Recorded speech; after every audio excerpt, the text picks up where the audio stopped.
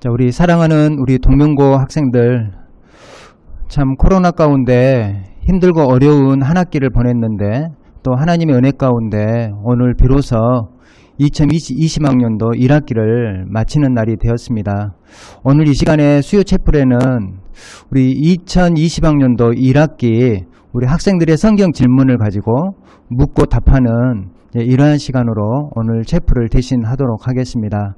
자, 시간이 없기 때문에 오늘은 한 18문제 여러분들의 질문을 가지고 우리가 생각해보고 제가 간단하게 말씀을 전하도록 하겠습니다. 그러면 제가 설명을 좀 빨리 할 거니까요. 여러분이 잘 경청해 주시면 감사하겠습니다.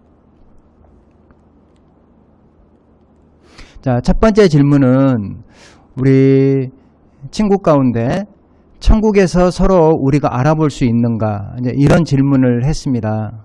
자, 여기에 대해서 성경에서 우리가 한 가지 힌트를 얻을 수 있는 게 마태복음 22장에 7형제 이야기가 있습니다. 그러니까 7형제가 한 여자와 결혼을 해서 나중에 죽게 돼요. 그리고 난 다음에 종교 지도자들이 예수님에게 물어보는 내용인데 그 부활 시 그 여자가 누구의 아내가 될 것인가. 이때 예수님께서 그들에게 어떻게 말씀하셨느냐면 너희가 성경도 하나님의 능력도 알지 못한다. 부활 때에는 장가나 시집은 안 가고 천사처럼 우리가 있게 될 것이다 라고 말씀을 하고 있거든요. 그래서 우리가 구체적인 답은 내릴 수는 없지만 이렇게 결론을 내릴 수가 있죠. 천국에서는 혈육의 가족 개념 대신에 그리스도 안에서 한 형제 자매 개념이 지배할 것이다 라고 우리가 말씀을 드릴 수 있습니다. 그 다음에 두 번째는 세상의 종말이 만일 가깝다면 어떤 현상들이 일어날 것인가, 이제 이런 질문이었는데요. 우리가 성경을 보면 그 증상, 징조에 대해서 우리가 구체적으로 알 수가 있습니다. 마태복음 우리가 전번에도 성경 통독에 읽었는데 마태복음 24장, 25장을 보면 전쟁과 기근과 천재지변 그리고 적그리스도의 출현이 말세의 가장 중요한 징조라고 말을 했고요. 그리고 사도 바울도 바울서신에서 사람들이 자기를 사랑하고 돈을 사랑하고 자랑하며 교만하며 비방하며 부모를 거역하며 감사하지 않고 거룩하지 않고 무정하며 온통함을 풀지 않고 모함하며 절제하지 않고 사납고 선한 것을 싫어하고 그리고 배신과 조급, 자만, 맨 마지막에 하나님보다 쾌락을 더 사랑한다. 이게 바로 말세의 징조라고 말을 했습니다.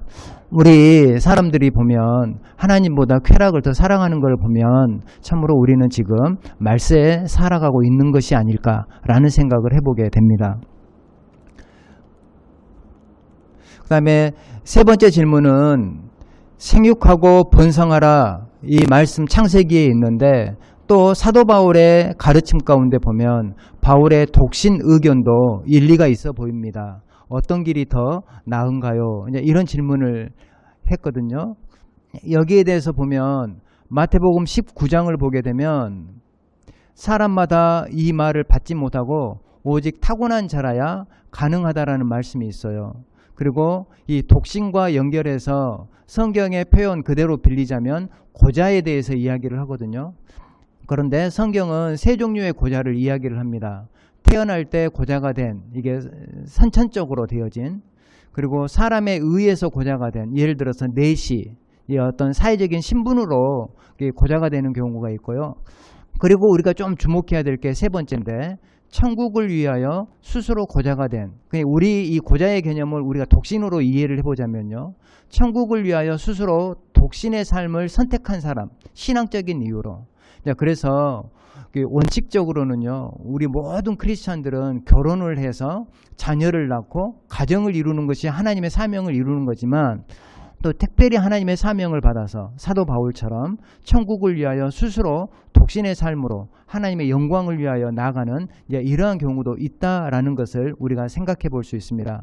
그래서 맨 마지막에 이 말을 받을 만한 자는 받으라 라고 이야기를 해주고 있습니다.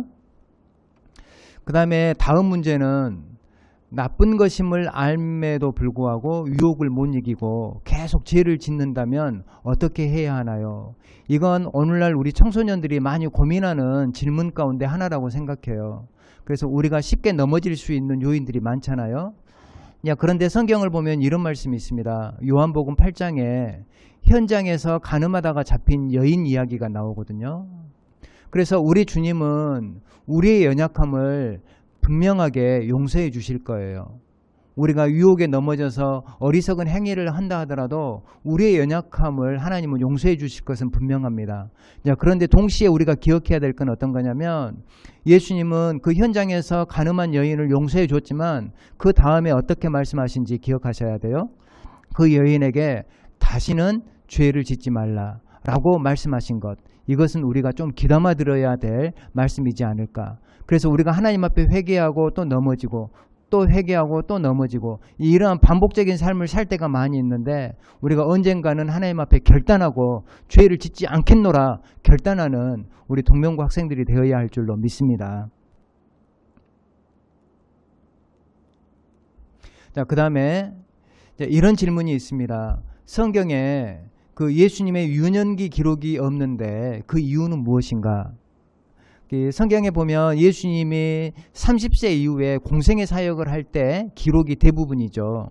누가복음에 물론 예수님의 12살 때의 행적이 나와 있고, 그리고 예수님이 태어났을 때 할례받는 이야기, 부모님의 품에 안겨서 할례받는 이야기가 나오기는 하는데 예수님의 유년기 이야기는 나오지 않고 대부분 외경이나 잘못된 문서 안에 예수님의 유년기 이야기들이 꾸며져서 소설처럼 나오는 경우들이 있습니다. 여기에 대한 우리의 답은 이거죠. 요한복음 20장을 보면 이런 말씀이 있습니다. 이 책에 기록되지 아니한 많은 표적들이 있다. 그런데 이것만 기록한 것은 너희로 예수가 하나님의 아들 그리스도이심을 믿게 하려 하며 또 너희로 믿고 그 이름을 힘입어 생명을 얻게 하기 위함이라. 그러니까 예수님의 유년기 대신에 예수님의 공생의 사역이 많이 기록되어지는 것은 그 공생애를 통해서 예수님이 어떤 분인지, 그리고 예수님을 통해서 생명을 얻도록 하기 위한 어떤 목적 때문에 유년기의 기록보다는 예수님의 공생의 사역이 기록되었다라고 보시면 되겠습니다. 그리고 우리 친구들 가운데 오늘날 사회적으로 크게 이슈가 되는 질문, 이 동성애가 선천적인가? 라고 질문하는 친구가 있어요. 이 성경은 이렇게 말씀하고 있습니다. 성경은 불의한 자는 하나님의 나라를 유업으로 얻지 못한다 라고 말을 하고 있고요. 그 불의한 자들 가운데 이런 어떤 항목들이 있습니다. 음행하는 자, 그리고 우상 숭배자, 그리고 간음하는 자, 탐색하는 자, 남색하는 자, 도적, 탐욕을 부리는 자, 술 취하는 자, 모욕하는 자, 속여 빼앗는 자가 포함되어 있어요. 여기에서 주목해야 될 게 남색하는 자, 이게 바로 동성애거든요. 그래서 맨 마지막 부분을 보면 동성애는요 선천적이지 않고요 욕구를 억제하지 못하여서 생긴 것이다 라고 우리는 이해할 수 있습니다.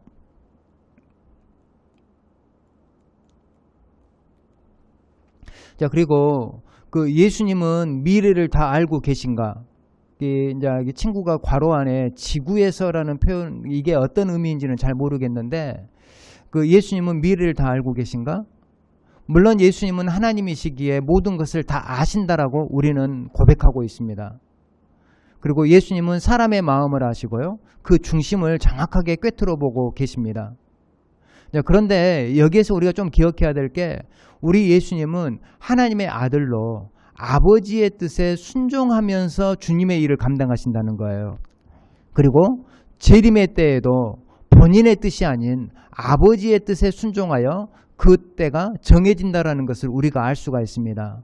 그래서 예수님은 모든 것을 아시지만 아버지의 뜻에 순종하시는 예수님이라는 거. 그래서 우리 친구들도 그 어떤 막연한 미래에 대한 어떤 공포가 아닌 우리의 모든 것을 아시는 예수님과 우리의 모든 것을 아시는 하나님께 우리의 삶을 내맡기는 것이 지혜로운 삶일 줄로 믿습니다. 그리고 이 구약 율법을 우리가 다 지켜야 되는가? 이런 질문이 있는데 이 로마서 10장을 보게 되면 그리스도는 모든 믿는 자에게 의를 이루기 위하여 율법의 마침이 되신다라는 말씀이 있습니다. 여기에서 이 율법의 마침이라는 것은 그리스도가 모든 율법을 이루시고 그리스도를 믿는 자가 의에 이른다라는 것을 가르쳐주고 있어요. 그래서 우리는 율법을 지켜서 의에 이르지 않고요, 그리스도를 믿음으로 의에 이르게 되는 것입니다. 그리고 하나님은 어느 나라뿐인가? 이게 어찌 보면 좀 이 질문을 보면서 좀 우습다라고 생각을 했지만 또 곰곰이 생각해 보니까 이게 이야기할 내용들이 많이 있더라고요. 이게 보니까 하나님은 만물과 우리 인류를 창조하신 분입니다. 그래서 인종과 언어는 본래 하나였으나 죄로 나뉘게 되었다라고 우리가 말씀을 드릴 수 있어요. 그래서 하나님 나라에서는 하나님의 아버지로 계시고 그리고 그리스도가 인류의 대표자로 서게 되며 성령 하나님이 진정한 우리가 따라야 할 법으로 계시게 되는 겁니다. 그래서 우리는 궁극적으로 천국에서는 지역과 인종차별 없이 모두가 다 한 자녀로 서고 다 같이 신령한 언어를 사용하게 될 것입니다. 그래서 하나님은 어느 나라뿐인가? 라는 대답보다는 이 마지막 세 번째 이게 제가 설명하는 내용이 여러분에게 좀 귀한 내용이지 않을까라는 생각을 해봅니다. 자, 그리고 이런 질문들은 많이 나왔어요. 왜 하나님은 북한이나 아프리카 사람들을 고통 중에 그냥 내버려 두시는가? 여기에서요, 이 질문에 대한 답을 하려면 길어요. 그런데 저는 딱 짧게 성경 두 구절만 여러분들에게 말씀을 전하려고 해요. 이 갈라디아서 3장을 보게 되면 믿음이 오기 전에 우리는 율법 아래 매인 바 되고 계시될 믿음의 때까지 갇혀 있다라고 말을 하고 있습니다. 여기서 중요한 건 믿음의 때. 그러니까 하나님은 타이밍을 두시고 주님의 일을 하신다라는 겁니다. 그리고 세 번째 전도서 3장을 보게 되면 범사에 기한이 있고 천하 만사가 다 때가 있다라고 말을 했어요. 물론 그때 어떤 사람은 정말로 은혜의 때인 사람이 있는가 반면에 어떤 사람은 고통의 때를 보낼 수도 있어요.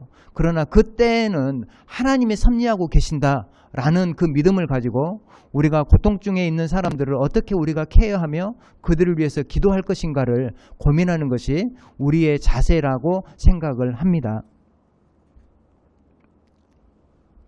그리고 예수님을 만난 사람은 어떤 기분일까?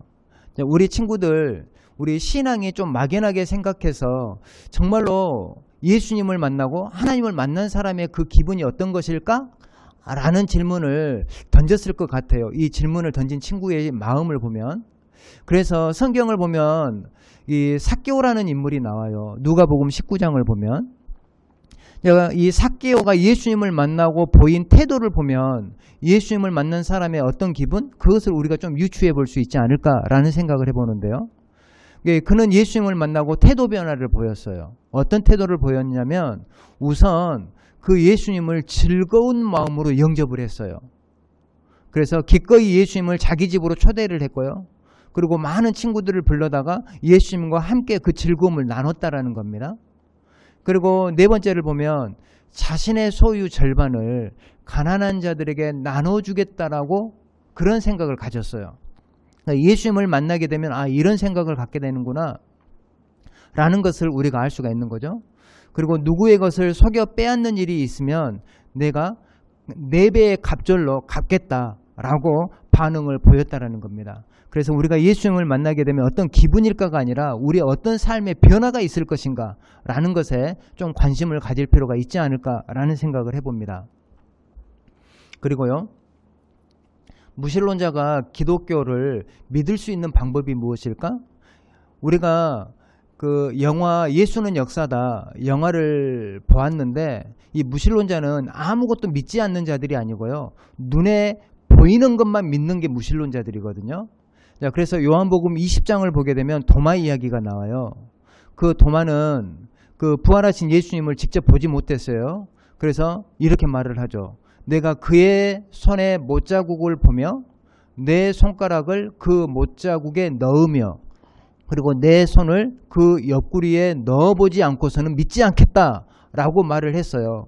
그때 부활하신 예수님이 도마에게 나타나서 이렇게 말씀하시죠. 내 손가락을 이리 내밀어 내 손을 보고 그리고 너의 손을 내밀어 내 옆구리에 넣어보라 라고 말씀을 했어요. 그러면서 예수님이 도마에게 뭐라고 말합니까? 도마에게 본고로 믿느냐?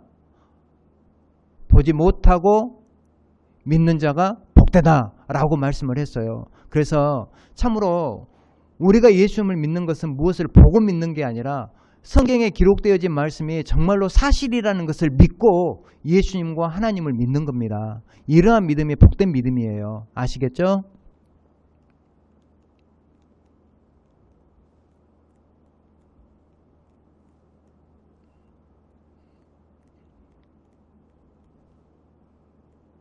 자, 화면이 안 넘어가네요. 잠깐만요. 네. 자, 성경에서는 무엇을 알 수 있는가? 이 질문을 우리가 곰곰이 생각해 보면 성경의 중심 주제가 무엇일까? 이런 주제와 좀 비슷하지 않을까 싶어서 이렇게 답변을 합니다. 구약은 오실 그리스도에 대해서 이야기를 하고요. 신약은 오신 그리스도에 대해서 이야기를 해요. 그리고 그 그리스도가 무슨 일을 하셨는가?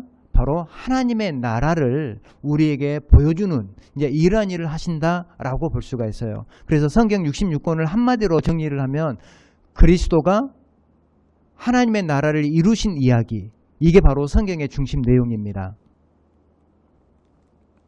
자, 천지창조가 문자 그대로 6일 창조인가?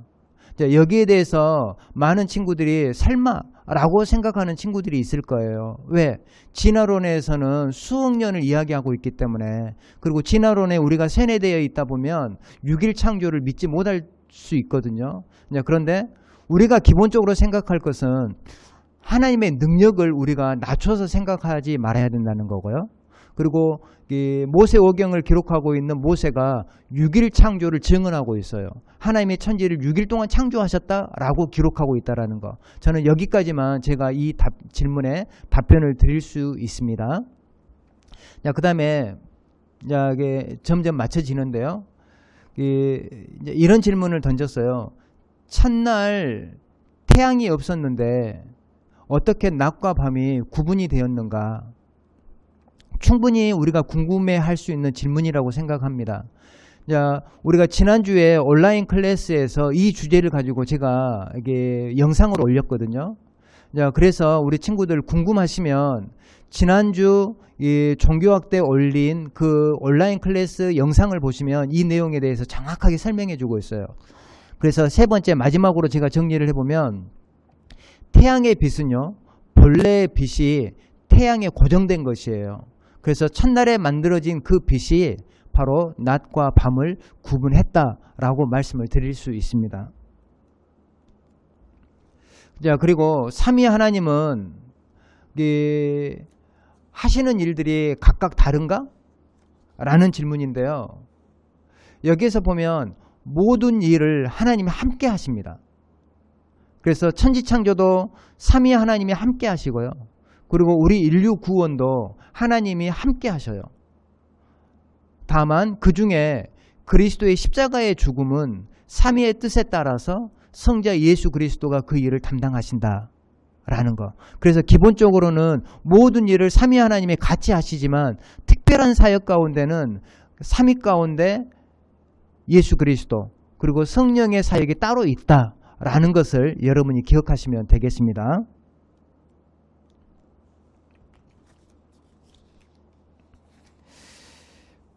이제 거의 이제 2개만 더 남았는데요. 이 부분 성경에 나오는 군대의 숫자가 너무 크다고 생각이 들어요. 그래서 어떻게 이해하면 좋은가? 성경에 보면 100만이라는 숫자가 나오거든요. 그때 당시 이 100만이라는 숫자는 상당히 크게 느껴질 수 있어요. 그래서 역대하 14장에 보면 이 세라 군대가 100만을 이끌고 유다를 공격한 사건이 기록되어 있어요. 그래서 당시 100만이라는 것은 약간 과장된 숫자가 아닌가? 이제 이렇게 생각할 수 있어요. 상당히 큰 숫자이기 때문에. 그래서 여기에 대한 저의 답변은 이겁니다. 히브리어에는요, 이 100만이라는 숫자가 없어요. 이게 숫자에 단어가 없습니다. 정확하게 말하면 천의 천, 이제 이런 단어로 기록되어 있거든요. 천의 천이니까 이게 100만, 이제 이런 식으로. 그래서 우리가 이렇게 이해해 볼 수도 있어요. 이 100만이라는 숫자는 헤아릴 수 없는 숫자, 아주 큰 숫자를 가리키는 어떤 그러한 의미로도 우리가 이해해 볼 수 있다라는 것을 말씀을 드릴 수 있습니다. 자, 그러면 우리가 마지막 우리가 문제를 살펴보고 우리가 이 시간에 잠깐 기도하는 시간 갖도록 하겠습니다. 자, 우리 친구들 가운데 보면 개신교의 정확한 뜻이 무엇인가? 라는 질문을 던지는 친구가 있습니다. 이 개신교는 영어로 보면 프로테스탄티즘이거든요. 이 프로테스탄트는 어떤 거냐면요, 무엇인가 무언가에 대해서 저항한다 라는 뜻이에요.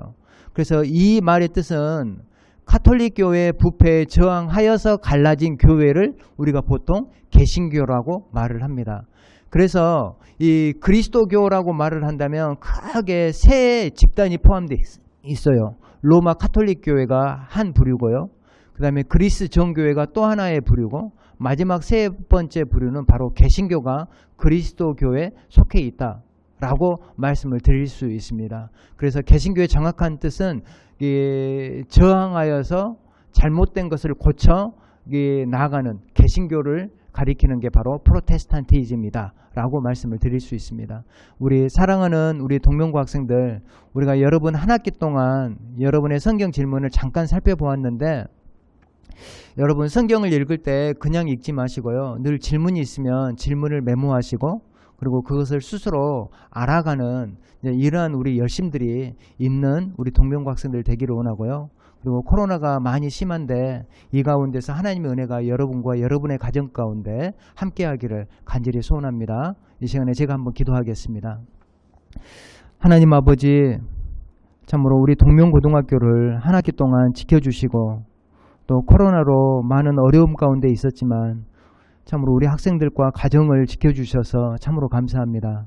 아버지, 우리 동명고 학생들 그 믿음이 떨어지지 않도록 인도하시고, 이 세상의 악한 습성을 배워서 참으로 믿음에서 떨어지는 일이 없도록 아버지 그들의 믿음을 강하게 세워주시고, 하나님의 말씀의 지혜도 생기도록 인도하여 주시옵소서. 아버지께서 함께하여 주실 줄로 믿으며 예수님의 이름으로 기도합니다. 아멘.